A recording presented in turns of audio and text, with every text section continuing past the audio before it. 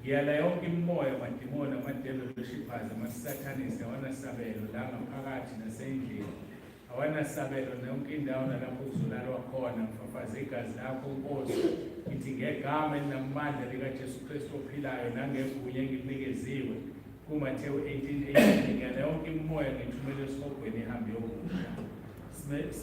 Sibiza bonke-ke Nkosi abathunjiwe mabakhululwe ngo-Isaiah 61:1 beze enkonzweni nakuzo zonke iy'ndawo lapho kukhonzwa khona ngeqiniso. Sithi mabakhululwe Nkosi nababizwe ngecebo lakho okhuluma ngabo ku-Isaiah 43:6 and 7. Ngiyakhuleka Nkosi ukuba bakhululwe nabo beze Nkosi inyakatho, iningizimu, intshonalanga kubadedele amadodana akho lawo Nkosi owadalela inkazimulo yakho.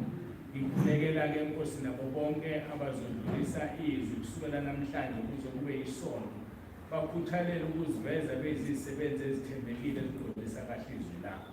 Simelana nawonke amandla esitha, ngimelana nakho konke okumelene nokulalelwa kwezwi lakho ukuba Nkosi ngikuthumbele kulilalelele izwi lakho, ukuthi lapho ukulalelwa kwabantwana bakho sekuqinisiwe kujeziswe ukulalelwa kwezwi lakho. Siyabonga uNkulunkulu wethu nomusa, siphathele uhlelo lonke nenkonzo yonke, usifiyele ngegama elinamandla leNkosi uJesu Kristu ophilayo. uJesu Kristu inkosi. Amen.